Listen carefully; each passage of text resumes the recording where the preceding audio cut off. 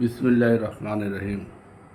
আজকের আলোচ্য বিষয় সূরা ফাতিহার ২ নং আয়াত হতে। আপনারা গভীর মনোযোগ সহকারে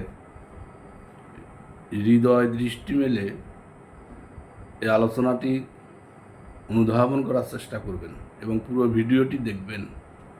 আশা করি জীবনের আমূল পরিবর্তন হতে পারে এবং মানব জন্ম সার্থকের উদ্দেশ্যে জীবনকে চালিত করতে পারবেন, সে জ্ঞান অর্জন হতে পারে। আলহামদুলিল্লাহি রাব্বিল আলামিন। অর্থ সমস্ত প্রশংসা আল্লাহ তাআলার জন্য, যিনি সমস্ত সৃষ্টি জগতের পালনকর্তা।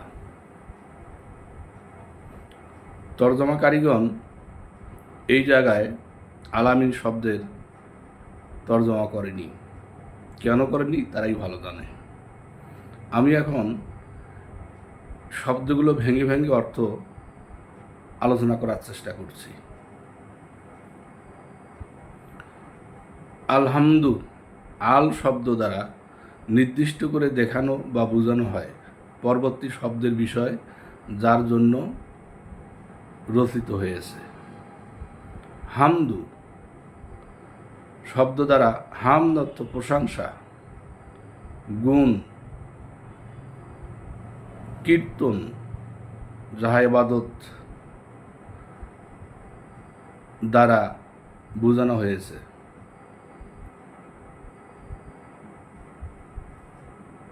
দু দ্বারা যিনি প্রশংসা পাবে তেনাকে বোঝানো, দেখানো ও পরিচিতি করানো হয়েছে। এখন গুণ কীর্তন বা ইবাদত। গুণ দ্বারা সুকর্ম, সু আয়োজন, মহৎকর্ম ইত্যাদি। কীর্তন দ্বারা মৌখিক স্বীকার এবং ইবাদতের উদ্দেশ্যে দেহের মাধ্যমে কর্মে বহিঃপ্রকাশ করা। লিল্লাহ দ্বারা বোঝানো হয় যাহার জন্য বা যাহার উদ্দেশ্যে আয়োজন, তেনার ওসিলায়, তেনার কারণে উৎসর্গ করা। হি মানে তিনি, যার জন্য। রব্বিল মানে রব, স্রষ্টা, আল্লাহ তাআলা।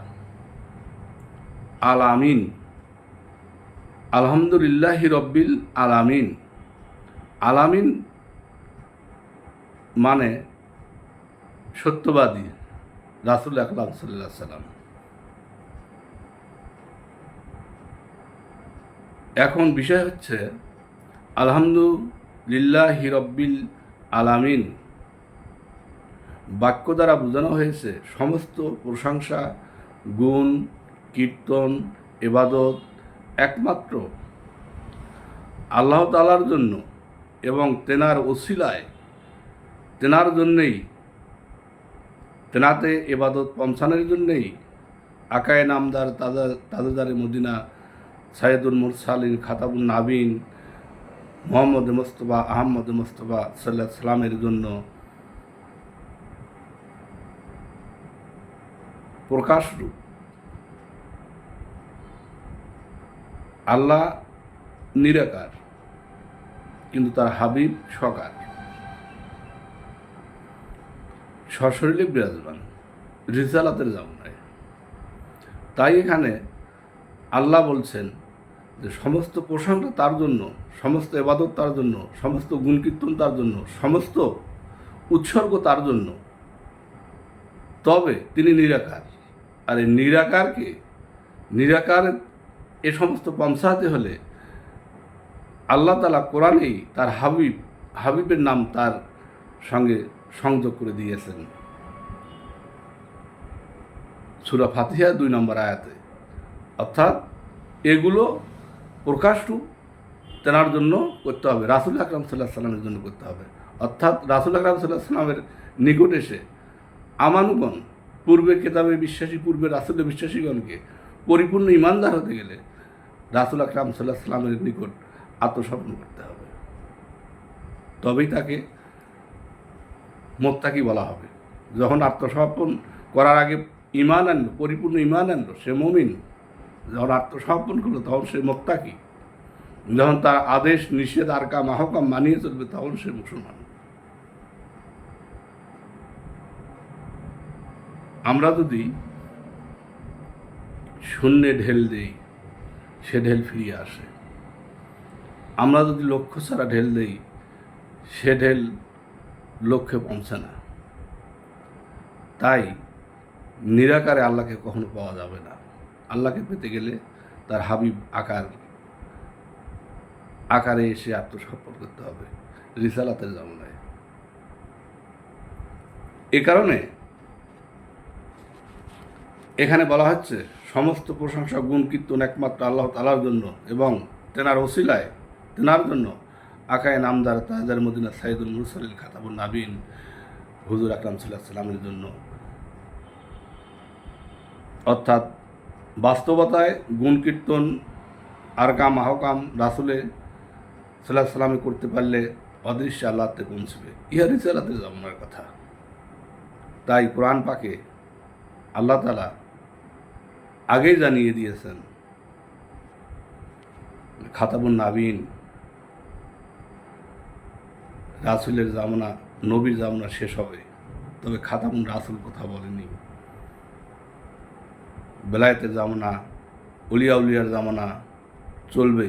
তাই কোরআনে সূরা নিসায় 59 নম্বর আয়াতে দেখতে পাই আল্লাহ ঘোষণা দিয়ে রেখেছেন উলুল আমর। অর্থাৎ এই আয়াতে, পরিপূর্ণ আয়াতে যা আমরা পাই যে আল্লাহতে আনুগত্য করতে হবে, রাসূলে আনুগত্য করতে হবে, উলুল আমর আনুগত্য করতে হবে। উলুল আমর কারা? যখন নবীর দরজা শেষ হয়ে যাবে তখন উলুল আমরের দরজা চলে আসবে। উলুল আমর হচ্ছে অলি আল্লাহ, গাউস কুতুব, আলদিন, মহাপুরুষগণ। তাই কোরআনে সূরা কাহাব সম্ভবত 18 নম্বর আয়াতে উল্লেখ রয়েছে, আল্লাহ তাআলা বলেছেন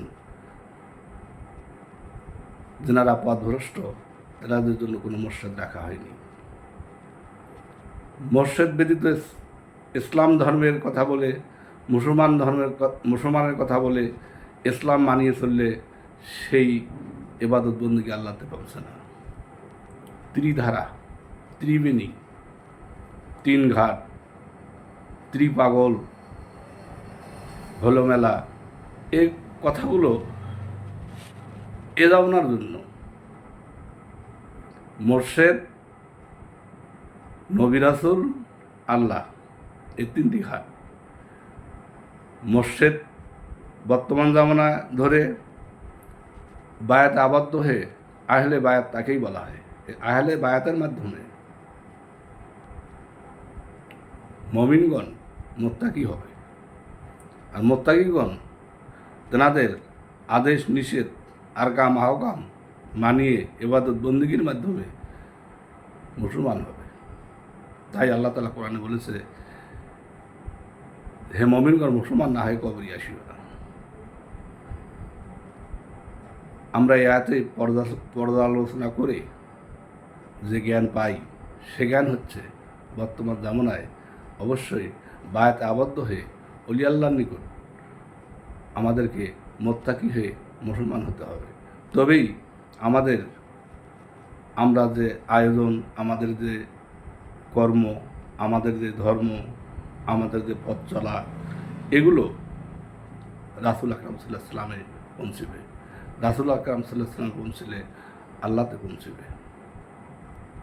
জ্ঞানীদের জন্য স্বল্প কথাই অমৃত স্বরূপ। তবে আপনারা নিজ আত্মা দিয়ে এই কথাগুলো